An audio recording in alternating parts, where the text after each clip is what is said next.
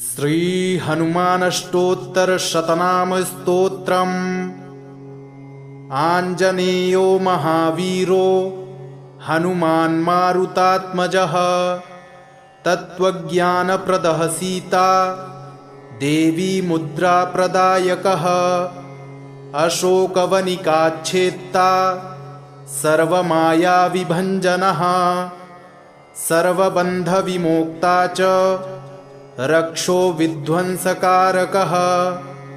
परविद्यापरिहारः परशौर्यविनाशनः। परमन्त्रनिराकर्ता परयन्त्रप्रभेदकः।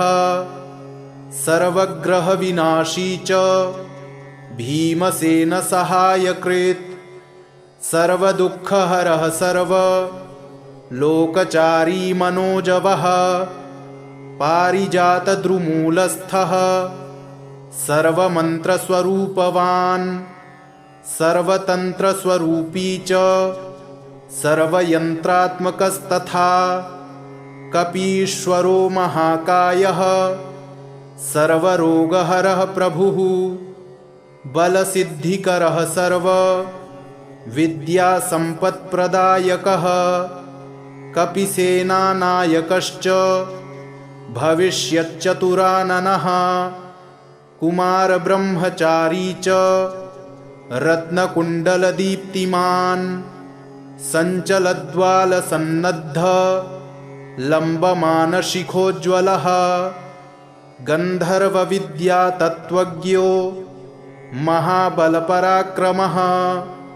कारागृहविमोक्ता च शृङ्खलाबन्धमोचकः। सागरोत्तारकः प्राज्ञो रामदूतः प्रतापवान्। वानरः केसरीसुतः सीताशोकनिवारकः। अञ्जनागर्भसम्भूतो बालार्कसदृशाननः। विभीषणप्रियकरो दशग्रीवकुलान्तकः। लक्ष्मणप्राणदाता च वज्रकायो महाद्युतिः। चिरञ्जीवी रामभक्तो दैत्यकार्यविघातकः। अक्षहन्ता काञ्चनाभः पञ्चवक्त्रो महातपः। लङ्किनीभञ्जनः श्रीमान् सिंहिकाप्राणभञ्जनः। गन्धमादनशैलस्थो लङ्कापुरविदाहकः। सुग्रीवसचिवो धीरः शूरो दैत्यकुलान्तकः। सुरार्चितो महातेजा रामचूडामणिप्रदः। कामरूपी पिङ्गलाक्षो वार्धिमैनाकपूजितः। कबलीकृतमार्तण्ड मण्डलो विजितेन्द्रियः। रामसुग्रीवसन्धाता महिरावणमर्दनः। स्फटिकाभो वागधीशो नवव्याकृतिपण्डितः। चतुर्बाहुर्दीनबन्धुर्महात्मा भक्तवत्सलः। सञ्जीवननगाहर्ता शुचिर्वाग्मिदृढव्रतः। कालनेमिप्रमथनो हरिमर्कटमर्कटः। दान्तः शान्तः प्रसन्नात्मा शतकण्ठमदापहृत्। योगी रामकथालोलः सीतान्वेषणपण्डितः। वज्रदंष्ट्रो वज्रनखो रुद्रवीर्यसमुद्भवः। इन्द्रजित्प्रहितामोघ ब्रह्मास्त्रविनिवारकः। पार्थध्वजाग्रसंवासी शरपञ्जरभेदकः। दशबाहुर्लोकपूज्यो जाम्बवत्प्रीतिवर्धनः। सीतासमेत श्रीराम पादसेवाधुरन्धरः। इत्येवं श्रीहनुमतो नाम्नामष्टोत्तरं शतम्। यः पठेत् शृणुयान्नित्यं सर्वान् कामान् अवाप्नुयात्। आञ्जनेयो महावीरो हनुमान् मारुतात्मजः तत्त्वज्ञानप्रदः सीता देवी मुद्राप्रदायकः अशोकवनिकाच्छेत्ता सर्वमायाविभञ्जनः सर्वबन्धविमोक्ता च रक्षो विध्वंसकारकः परविद्यापरिहारः परशौर्यविनाशनः परमन्त्रनिराकर्ता परयन्त्रप्रभेदकः सर्वग्रहविनाशी च भीमसेनसहायकृत् सर्वदुःखहरः सर्वलोकचारी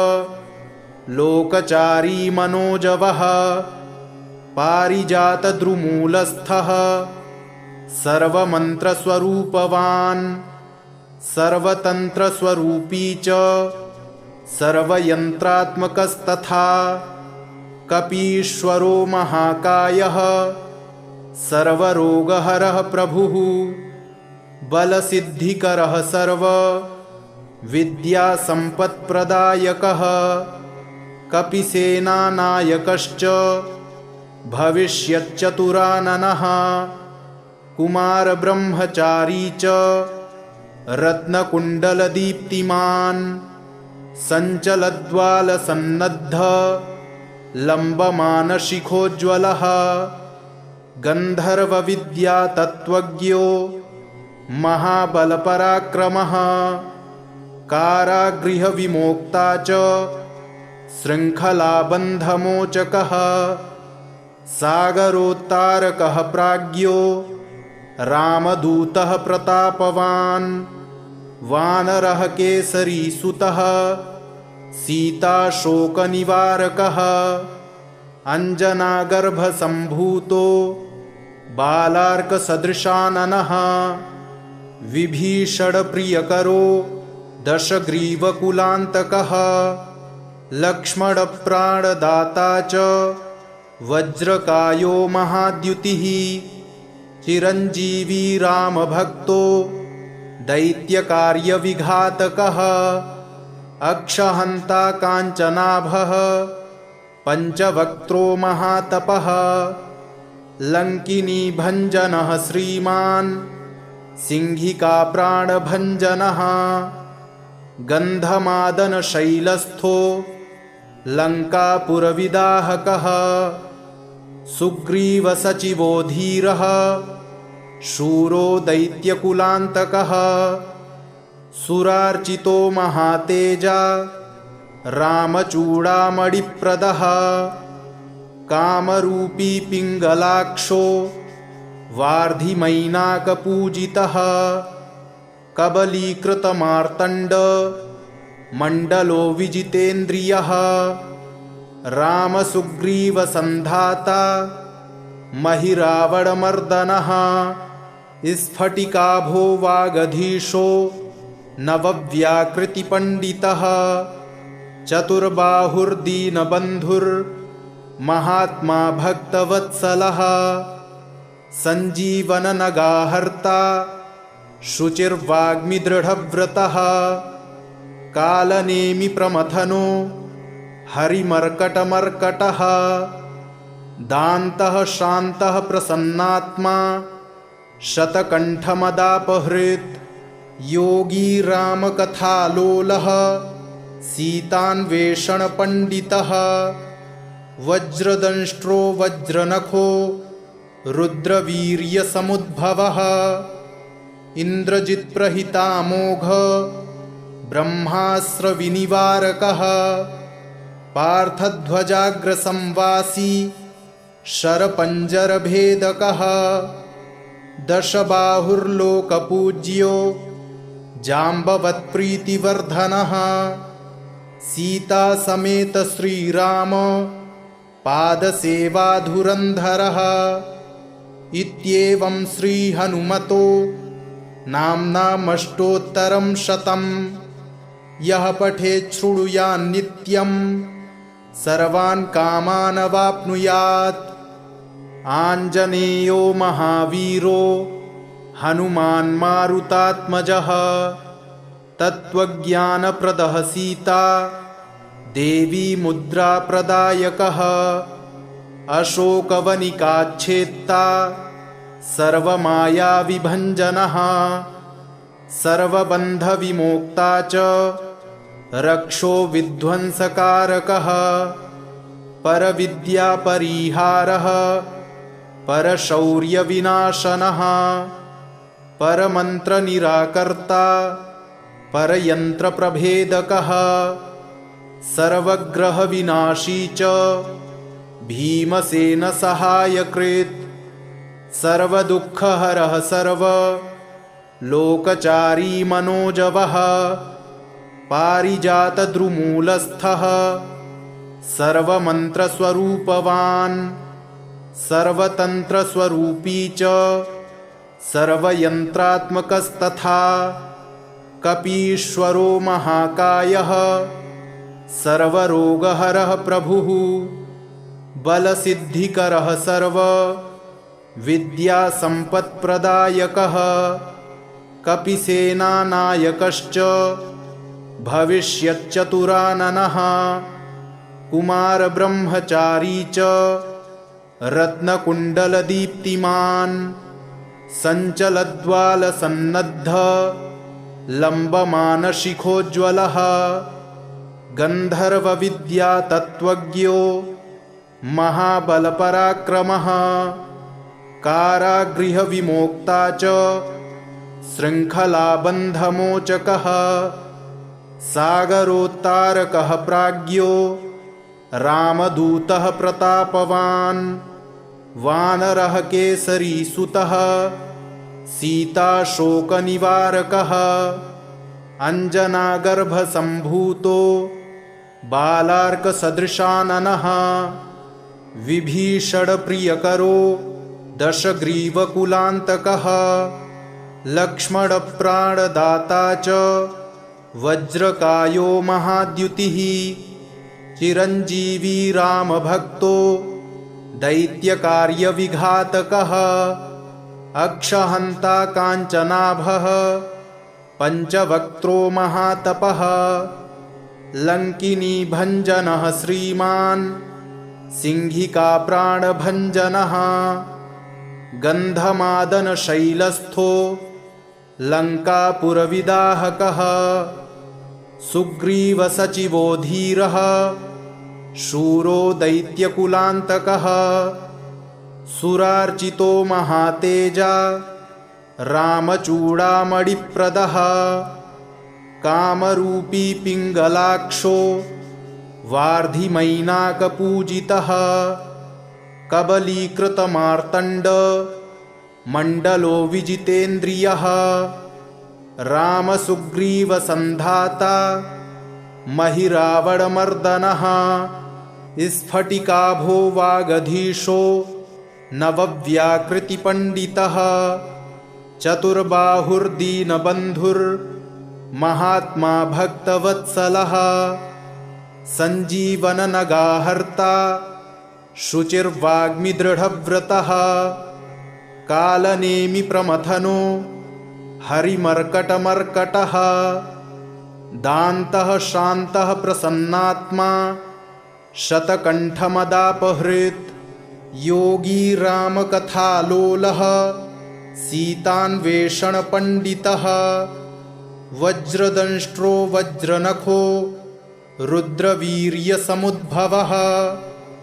इन्द्रजित्प्रहितामोघ ब्रह्मास्त्रविनिवारकः पार्थध्वजाग्रसंवासी शरपञ्जरभेदकः दशबाहुर्लोकपूज्यो जाम्बवत्प्रीतिवर्धनः सीतासमेत श्रीराम पादसेवाधुरन्धरः इत्येवं श्रीहनुमतो नाम्नामष्टोत्तरं शतम् यः पठेत् शृणुयान्नित्यं सर्वान् कामान् अवाप्नुयात् आञ्जनेयो महावीरो हनुमान् मारुतात्मजः तत्त्वज्ञानप्रदः सीता देवी मुद्राप्रदायकः अशोकवनिकाच्छेत्ता सर्वमायाविभञ्जनः सर्वबन्धविमोक्ता च रक्षो विध्वंसकारकः परविद्यापरिहारः परशौर्यविनाशनः परमन्त्रनिराकर्ता परयन्त्रप्रभेदकः सर्वग्रहविनाशी च भीमसेनसहायकृत् सर्वदुःखहरः सर्वलोकचारी मनोजवः पारिजातद्रुमूलस्थः सर्वमन्त्रस्वरूपवान् सर्वतन्त्रस्वरूपी च सर्वयन्त्रात्मकस्तथा कपीश्वरो महाकायः सर्वरोगहरः प्रभुः बलसिद्धिकरः सर्वविद्यासम्पत्प्रदायकः कपिसेनानायकश्च भविष्यच्चतुराननः कुमारब्रह्मचारी च रत्नकुण्डलदीप्तिमान् सञ्चलद्वालसन्नद्ध लम्बमानशिखोज्ज्वलः गन्धर्वविद्यातत्त्वज्ञो महाबलपराक्रमः कारागृहविमोक्ता च शृङ्खलाबन्धमोचकः सागरोत्तारकः प्राज्ञो रामदूतः प्रतापवान् वानरः केसरीसुतः सीताशोकनिवारकः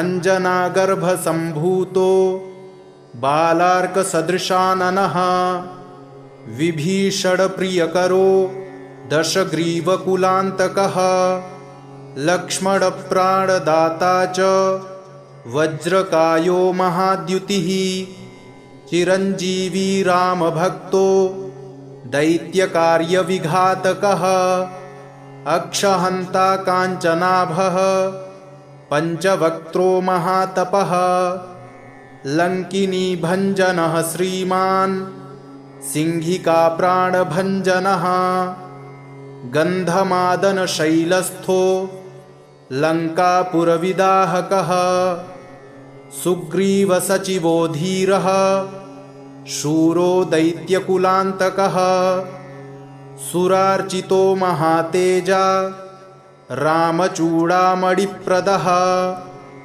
कामरूपी पिङ्गलाक्षो वार्धिमैनाकपूजितः कबलीकृतमार्तण्ड मण्डलो विजितेन्द्रियः रामसुग्रीवसन्धाता महिरावणमर्दनः स्फटिकाभो वागधीशो नवव्याकृतिपण्डितः चतुर्बाहुर्दीनबन्धुर्महात्मा भक्तवत्सलः सञ्जीवननगाहर्ता शुचिर्वाग्मिदृढव्रतः कालनेमिप्रमथनो हरिमर्कटमर्कटः दान्तः शान्तः प्रसन्नात्मा शतकण्ठमदापहृत् योगी रामकथालोलः सीतान्वेषणपण्डितः वज्रदंष्ट्रो वज्रनखो रुद्रवीर्यसमुद्भवः इन्द्रजित्प्रहितामोघ ब्रह्मास्त्रविनिवारकः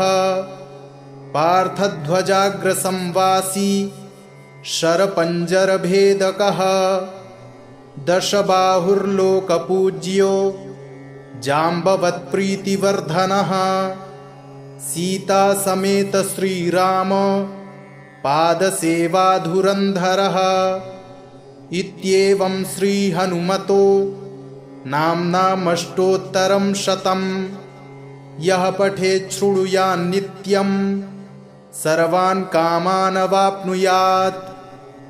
आञ्जनेयो महावीरो हनुमान् मारुतात्मजः तत्त्वज्ञानप्रदः सीता देवी मुद्राप्रदायकः अशोकवनिकाच्छेत्ता सर्वमायाविभञ्जनः सर्वबन्धविमोक्ता च रक्षो विध्वंसकारकः परविद्यापरिहारः परशौर्यविनाशनः परमन्त्रनिराकर्ता परयन्त्रप्रभेदकः सर्वग्रहविनाशी च भीमसेनसहायकृत् सर्वदुःखहरः सर्वलोकचारी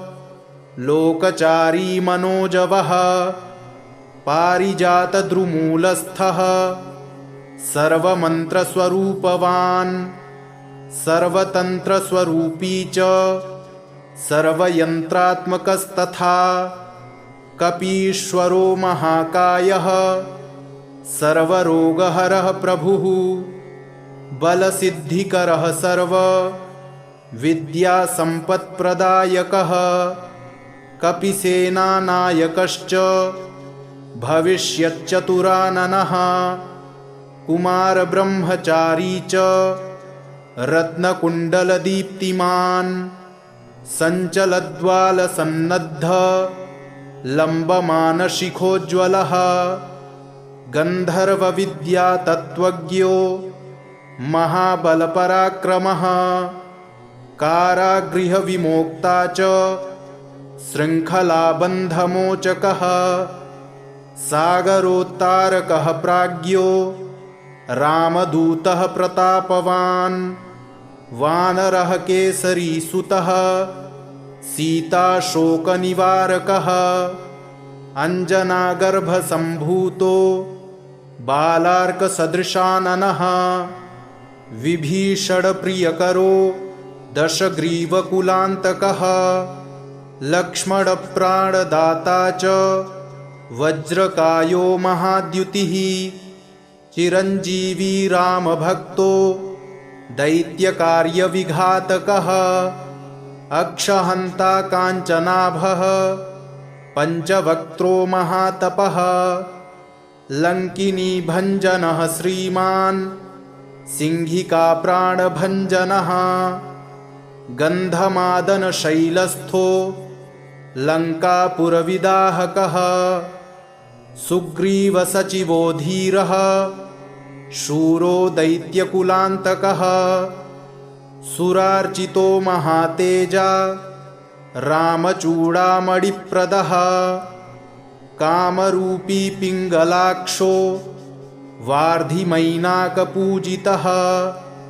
कबलीकृतमार्तण्ड मण्डलो विजितेन्द्रियः रामसुग्रीवसन्धाता महिरावणमर्दनः स्फटिकाभो वागधीशो नवव्याकृतिपण्डितः चतुर्बाहुर्दीनबन्धुर्महात्मा भक्तवत्सलः सञ्जीवननगाहर्ता शुचिर्वाग्मिदृढव्रतः कालनेमिप्रमथनो हरिमर्कटमर्कटः दान्तः शान्तः प्रसन्नात्मा शतकण्ठमदापहृत् योगी रामकथालोलः सीतान्वेषणपण्डितः वज्रदंष्ट्रो वज्रनखो रुद्रवीर्यसमुद्भवः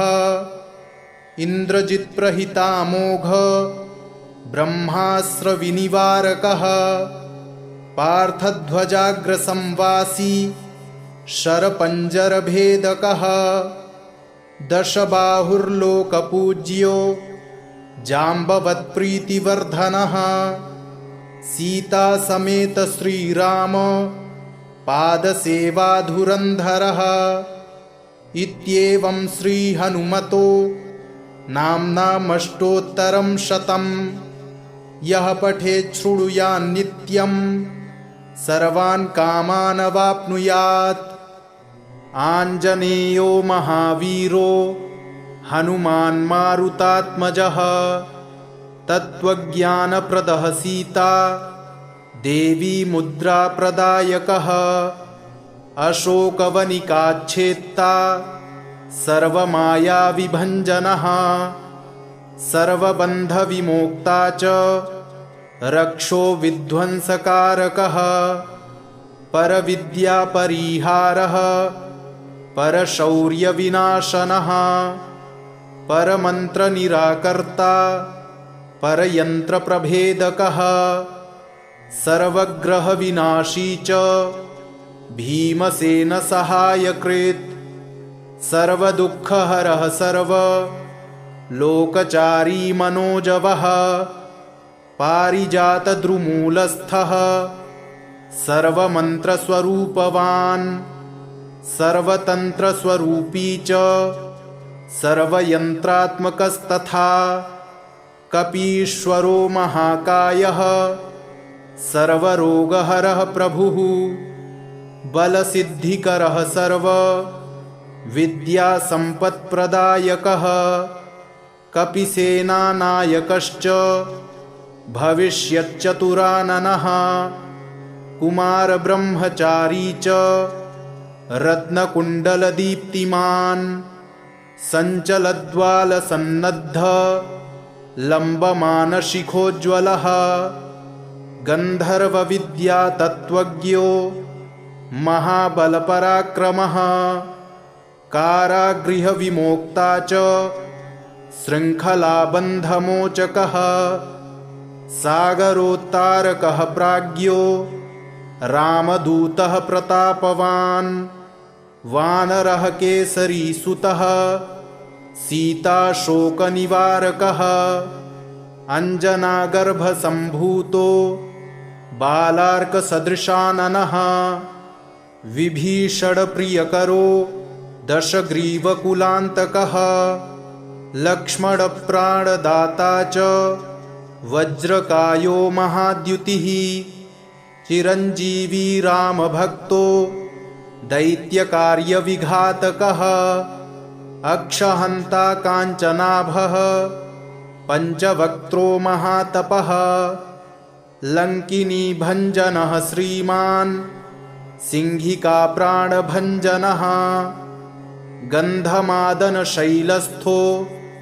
लङ्कापुरविदाहकः सुग्रीवसचिवो धीरः शूरो दैत्यकुलान्तकः सुरार्चितो महातेजा रामचूडामणिप्रदः कामरूपी पिङ्गलाक्षो वार्धिमैनाकपूजितः कबलीकृतमार्तण्ड मण्डलो विजितेन्द्रियः रामसुग्रीवसन्धाता महिरावणमर्दनः स्फटिकाभो वागधीशो नवव्याकृतिपण्डितः चतुर्बाहुर्दीनबन्धुर्महात्मा भक्तवत्सलः सञ्जीवननगाहर्ता शुचिर्वाग्मिदृढव्रतः कालनेमिप्रमथनो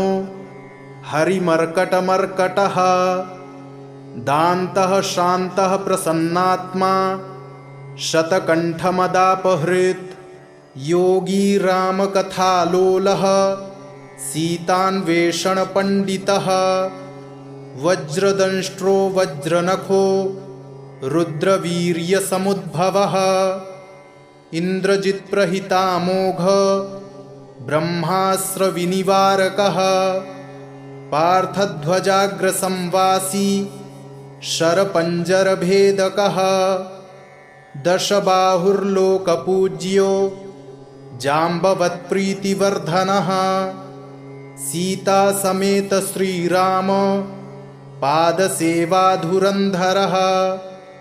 इत्येवं श्रीहनुमतो नाम्नामष्टोत्तरं शतं यः पठेत् शृणुयान्नित्यं सर्वान् कामान् अवाप्नुयात्। आञ्जनेयो महावीरो हनुमान् मारुतात्मजः तत्त्वज्ञानप्रदः सीता देवी मुद्राप्रदायकः अशोकवनिकाच्छेत्ता सर्वमायाविभञ्जनः सर्वबन्धविमोक्ता च रक्षो विध्वंसकारकः परविद्यापरिहारः परशौर्यविनाशनः परमन्त्रनिराकर्ता परयन्त्रप्रभेदकः सर्वग्रहविनाशी च भीमसेनसहायकृत् सर्वदुःखहरः सर्वलोकचारी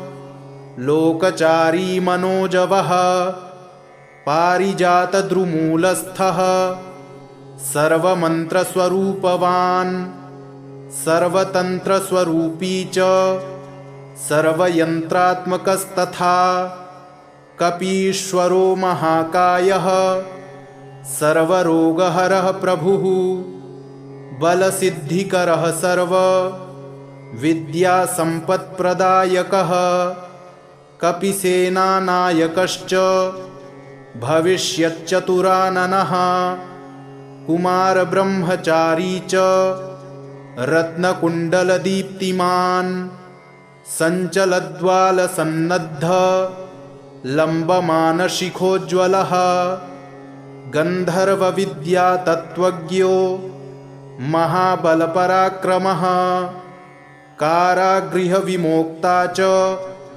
शृङ्खलाबन्धमोचकः सागरोत्तारकः प्राज्ञो रामदूतः प्रतापवान् वानरः केसरीसुतः सीताशोकनिवारकः अञ्जनागर्भसम्भूतो बालार्कसदृशाननः विभीषणप्रियकरो दशग्रीवकुलान्तकः लक्ष्मणप्राणदाता च वज्रकायो महाद्युतिः चिरञ्जीवी रामभक्तो दैत्यकार्यविघातकः अक्षहन्ता काञ्चनाभः पञ्चवक्त्रो महातपः लङ्किनीभञ्जनः श्रीमान् सिंहिकाप्राणभञ्जनः गन्धमादनशैलस्थो लङ्कापुरविदाहकः सुग्रीवसचिवो धीरः शूरो दैत्यकुलान्तकः सुरार्चितो महातेजा रामचूडामणिप्रदः कामरूपी पिङ्गलाक्षो वार्धिमैनाकपूजितः कबलीकृतमार्तण्ड मण्डलो विजितेन्द्रियः रामसुग्रीवसन्धाता महिरावणमर्दनः स्फटिकाभो वागधीशो नवव्याकृतिपण्डितः चतुर्बाहुर्दीनबन्धुर्महात्मा भक्तवत्सलः सञ्जीवननगाहर्ता शुचिर्वाग्मिदृढव्रतः कालनेमिप्रमथनो हरिमर्कटमर्कटः दान्तः शान्तः प्रसन्नात्मा शतकण्ठमदापहृत् योगी रामकथालोलः सीतान्वेषणपण्डितः वज्रदंष्ट्रो वज्रनखो रुद्रवीर्यसमुद्भवः इन्द्रजित्प्रहितामोघ ब्रह्मास्त्रविनिवारकः पार्थध्वजाग्रसंवासी शरपञ्जरभेदकः दशबाहुर्लोकपूज्यो जाम्बवत्प्रीतिवर्धनः सीतासमेत श्रीराम पादसेवाधुरन्धरः इत्येवं श्रीहनुमतो नाम्नामष्टोत्तरं शतम् यः पठेत् शृणुयान्नित्यं सर्वान् कामान् अवाप्नुयात् आञ्जनेयो महावीरो हनुमान् मारुतात्मजः तत्त्वज्ञानप्रदः सीता देवी मुद्राप्रदायकः अशोकवनिकाच्छेत्ता सर्वमायाविभञ्जनः सर्वबन्धविमोक्ता च रक्षो विध्वंसकारकः परविद्यापरिहारः परशौर्यविनाशनः परमन्त्रनिराकर्ता परयन्त्रप्रभेदकः सर्वग्रहविनाशी च भीमसेन सहायकृत् सर्वदुःखहरः सर्वलोकचारी मनोजवः पारिजातद्रुमूलस्थः सर्वमन्त्रस्वरूपवान् सर्वतन्त्रस्वरूपी च सर्वयन्त्रात्मकस्तथा कपीश्वरो महाकायः सर्वरोगहरः प्रभुः बलसिद्धिकरः सर्वविद्यासम्पत्प्रदायकः कपिसेनानायकश्च भविष्यच्चतुराननः कुमारब्रह्मचारी च रत्नकुण्डलदीप्तिमान् सञ्चलद्वालसन्नद्ध लम्बमानशिखोज्ज्वलः गन्धर्वविद्यातत्त्वज्ञो महाबलपराक्रमः कारागृहविमोक्ता च शृङ्खलाबन्धमोचकः सागरोत्तारकः प्राज्ञो रामदूतः प्रतापवान् वानरः केसरीसुतः सीताशोकनिवारकः अञ्जनागर्भसम्भूतो बालार्कसदृशाननः विभीषणप्रियकरो दशग्रीवकुलान्तकः लक्ष्मणप्राणदाता च वज्रकायो महाद्युतिः चिरञ्जीवी रामभक्तो दैत्यकार्यविघातकः अक्षहन्ता काञ्चनाभः पञ्चवक्त्रो महातपः लङ्किनीभञ्जनः श्रीमान् सिंहिकाप्राणभञ्जनः गन्धमादनशैलस्थो लङ्कापुरविदाहकः सुग्रीवसचिवो धीरः शूरो दैत्यकुलान्तकः सुरार्चितो महातेजा रामचूडामणिप्रदः कामरूपी पिङ्गलाक्षो वार्धिमैनाकपूजितः कबलीकृतमार्तण्ड मण्डलो विजितेन्द्रियः रामसुग्रीवसन्धाता महिरावणमर्दनः स्फटिकाभो वागधीशो नवव्याकृतिपण्डितः चतुर्बाहुर्दीनबन्धुर्महात्मा भक्तवत्सलः सञ्जीवननगाहर्ता शुचिर्वाग्मिदृढव्रतः कालनेमिप्रमथनो हरिमर्कटमर्कटः दान्तः शान्तः प्रसन्नात्मा शतकण्ठमदापहृत् योगी रामकथालोलः सीतान्वेषणपण्डितः वज्रदंष्ट्रो वज्रनखो रुद्रवीर्यसमुद्भवः इन्द्रजित्प्रहितामोघ ब्रह्मास्त्रविनिवारकः पार्थध्वजाग्रसंवासी शरपञ्जरभेदकः दशबाहुर्लोकपूज्यो जाम्बवत्प्रीतिवर्धनः सीतासमेत श्रीराम पादसेवाधुरन्धरः इत्येवं श्रीहनुमतो नाम्नामष्टोत्तरं शतं यः पठेत् शृणुयान्नित्यं सर्वान् कामानवाप्नुयात् आञ्जनेयो महावीरो हनुमान् मारुतात्मजः तत्त्वज्ञानप्रदः सीता देवी मुद्राप्रदायकः अशोकवनिकाच्छेत्ता सर्वमायाविभञ्जनः सर्वबन्धविमोक्ता च रक्षो विध्वंसकारकः परविद्यापरिहारः परशौर्यविनाशनः परमन्त्रनिराकर्ता परयन्त्रप्रभेदकः सर्वग्रहविनाशी च भीमसेनसहायकृत् सर्वदुःखहरः सर्वलोकचारी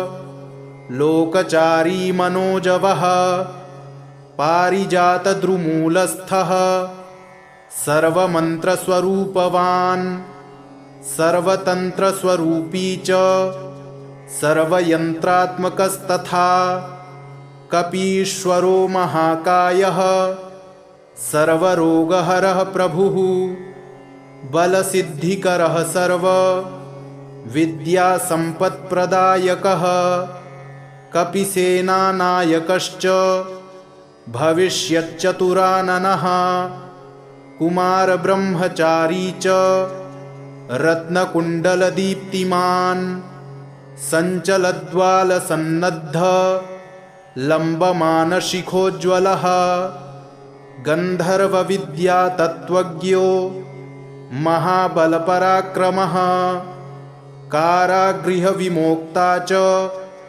शृङ्खलाबन्धमोचकः सागरोत्तारकः प्राज्ञो रामदूतः प्रतापवान् वानरः केसरीसुतः सीताशोकनिवारकः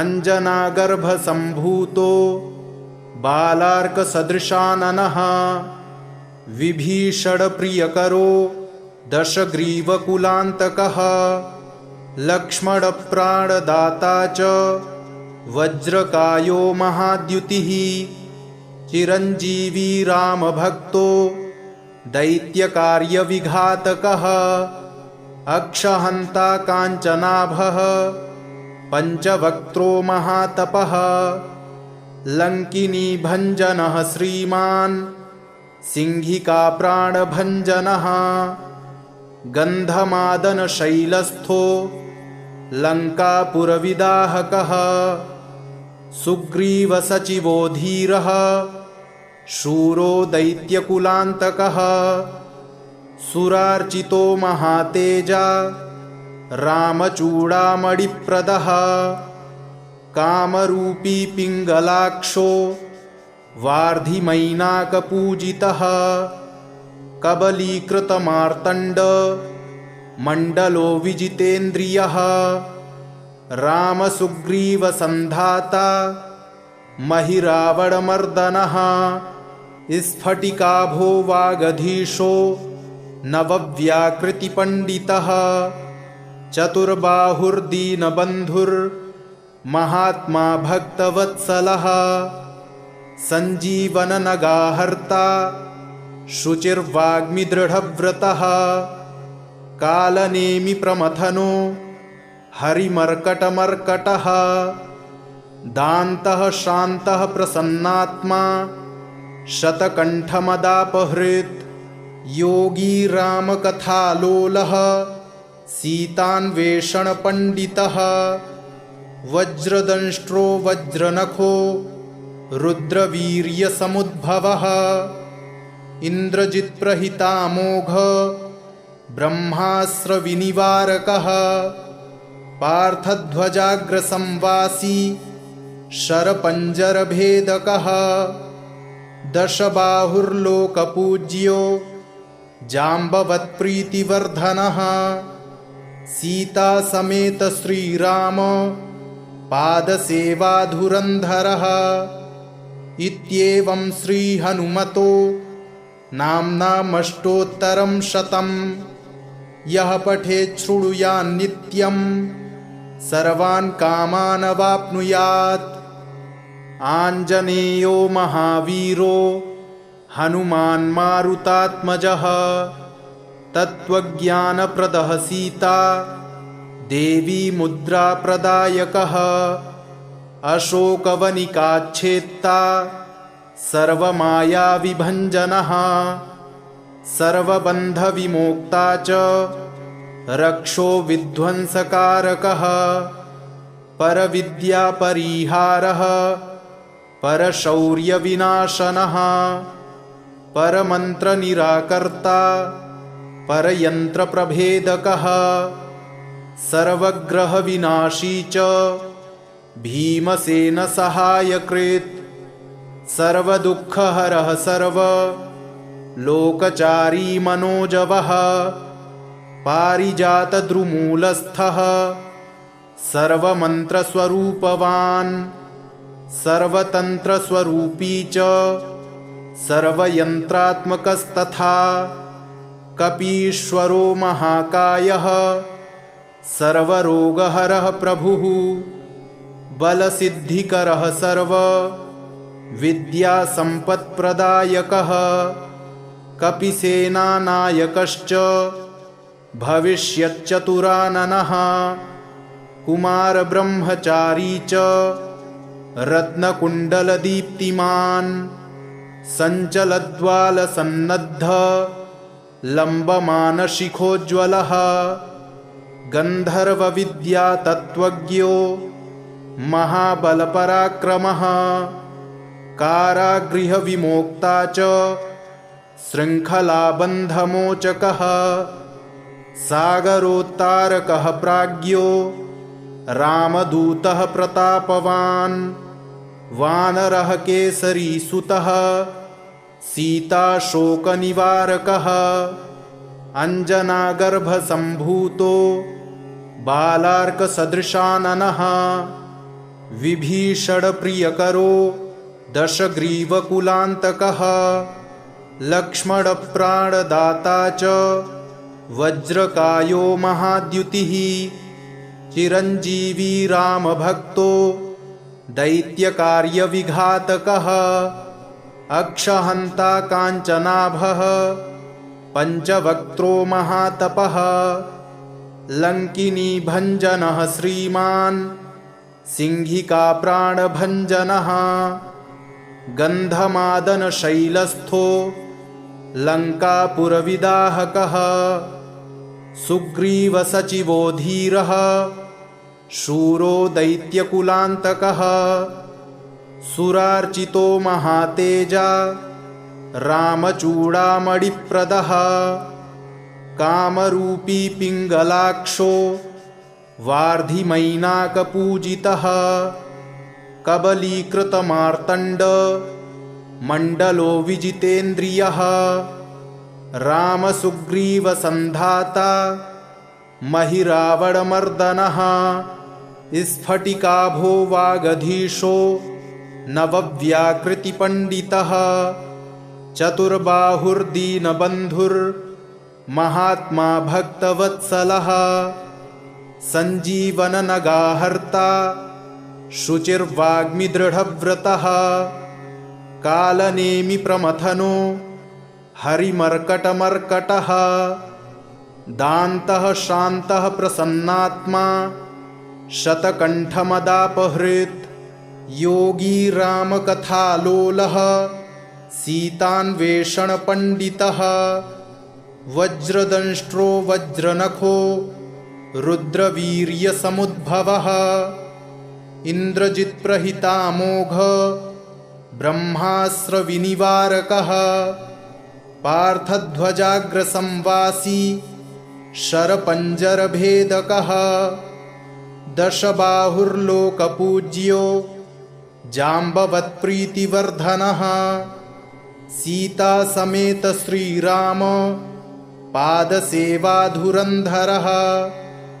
इत्येवं श्रीहनुमतो नाम्नामष्टोत्तरं शतं यः पठेत् शृणुयान्नित्यं सर्वान् कामान् अवाप्नुयात् आञ्जनेयो महावीरो हनुमान् मारुतात्मजः तत्त्वज्ञानप्रदः सीता देवी मुद्राप्रदायकः अशोकवनिकाच्छेत्ता सर्वमायाविभञ्जनः सर्वबन्धविमोक्ता च रक्षो विध्वंसकारकः परविद्यापरिहारः परशौर्यविनाशनः परमन्त्रनिराकर्ता परयन्त्रप्रभेदकः सर्वग्रहविनाशी च भीमसेनसहायकृत्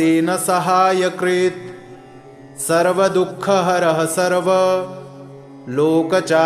मनोजवः पारिजातद्रुमूलस्थः सर्वमन्त्रस्वरूपवान् सर्वतन्त्रस्वरूपी च सर्वयन्त्रात्मकस्तथा कपीश्वरो महाकायः सर्वरोगहरः प्रभुः बलसिद्धिकरः सर्व विद्यासम्पत्प्रदायकः कपिसेनानायकश्च भविष्यच्चतुराननः कुमारब्रह्मचारी च रत्नकुण्डलदीप्तिमान् सञ्चलद्वालसन्नद्ध लम्बमानशिखोज्ज्वलः गन्धर्वविद्यातत्त्वज्ञो महाबलपराक्रमः कारागृहविमोक्ता च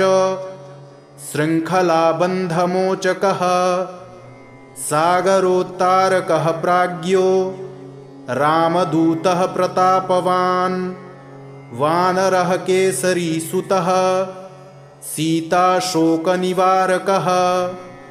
अञ्जनागर्भसम्भूतो बालार्कसदृशाननः विभीषणप्रियकरो दशग्रीवकुलान्तकः लक्ष्मणप्राणदाता च वज्रकायो महाद्युतिः चिरञ्जीवी रामभक्तो दैत्यकार्यविघातकः अक्षहन्ता काञ्चनाभः पञ्चवक्त्रो महातपः लङ्किनीभञ्जनः श्रीमान् सिंहिकाप्राणभञ्जनः गन्धमादनशैलस्थो लङ्कापुरविदाहकः सुग्रीवसचिवो धीरः शूरो दैत्यकुलान्तकः सुरार्चितो महातेजा रामचूडामणिप्रदः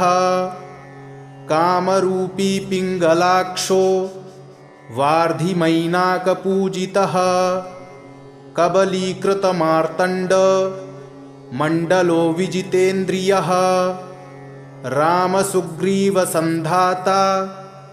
महिरावणमर्दनः स्फटिकाभो वागधीशो नवव्याकृतिपण्डितः चतुर्बाहुर्दीनबन्धुर्महात्मा भक्तवत्सलः सञ्जीवननगाहर्ता शुचिर्वाग्मिदृढव्रतः कालनेमिप्रमथनो हरिमर्कटमर्कटः दान्तः शान्तः प्रसन्नात्मा शतकण्ठमदापहृत् योगी रामकथालोलः सीतान्वेषणपण्डितः वज्रदंष्ट्रो वज्रनखो रुद्रवीर्यसमुद्भवः इन्द्रजित्प्रहितामोघ ब्रह्मास्त्रविनिवारकः पार्थध्वजाग्रसंवासी शरपञ्जरभेदकः दशबाहुर्लोकपूज्यो जाम्बवत्प्रीतिवर्धनः सीतासमेत श्रीराम पादसेवाधुरन्धरः इत्येवं श्रीहनुमतो नाम्नामष्टोत्तरं शतं यः पठेत् शृणुयान्नित्यं सर्वान् कामान् अवाप्नुयात् इति श्रीहनुमान अष्टोत्तरशतनामस्तोत्रम् सम्पूर्णम्।